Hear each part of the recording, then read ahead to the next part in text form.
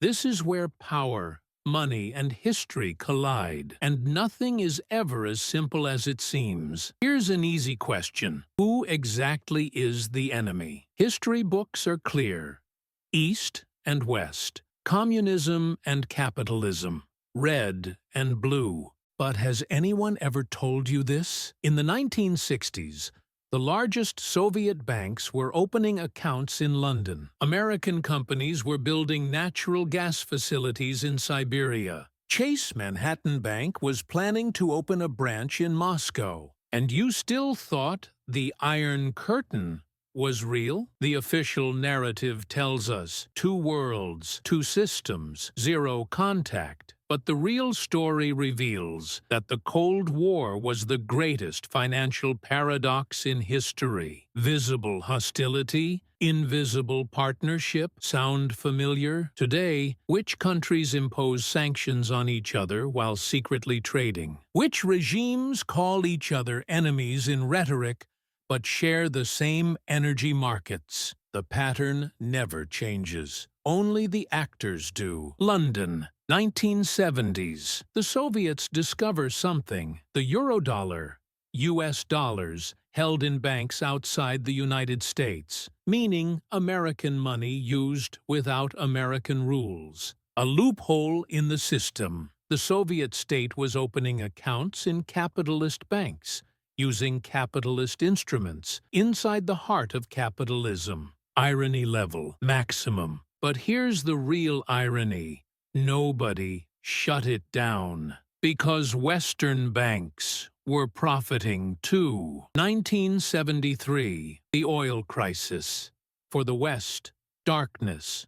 For the Soviets, a golden age. And here comes the twist. At the same time, West Germany became dependent on Soviet gas. Now, fast forward to 2022. Nord Stream pipelines. Russia-Europe energy dependency. The gas weapon during the Ukraine crisis. 50 years later, same scenario. Different actors, same system, same dependency, same trap. History doesn't repeat itself, but it rhymes. The economy, contrary to popular belief, is a belief system. Money has value because we believe in it. The system works because we believe it works. Enemies are enemies because we believe they are. But what happens when beliefs collide with interests? The Cold War taught us this. Real agreements happen backstage. Switzerland, neutral, everyone's bank. And who were Switzerland's Cold War clients? Soviet oligarchs, American corporations, the CIA, the KGB, everyone. Swiss neutrality wasn't a principle, it was a business model.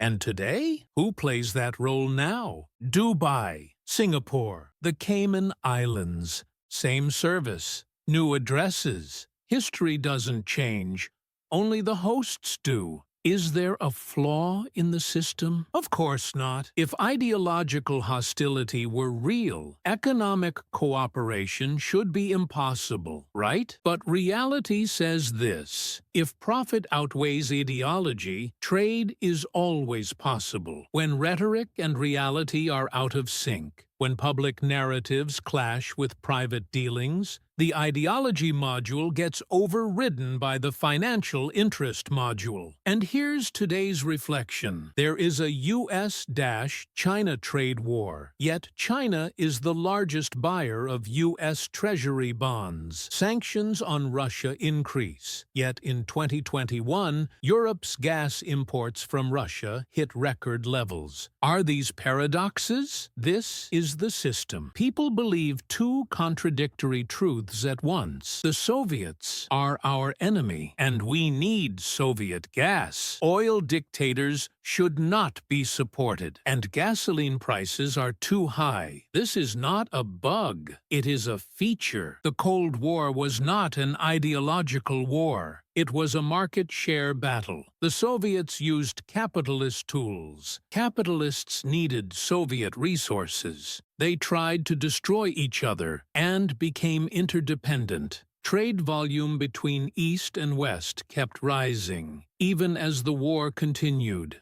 An enemy for propaganda, a partner for profit. So what did the Cold War really teach us? Lesson 1. Rhetoric is not reality. Governments say one thing, economies do another. Lesson 2. Money is always stronger than ideology. Systems may clash. Banks always cooperate. Lesson 3. Dependency is a weapon. Energy dependency is stronger than military dependency. Lesson 4. Shadow systems are the real system. Offshore networks, Eurodollars, secret deals. This is where real power lives. Lesson 5. Every crisis is an opportunity. The oil crisis benefited the Soviets. So who benefited from the 2008 crisis? Look around carefully now. Which enemies are you trading with today? Which allies do you quietly distrust?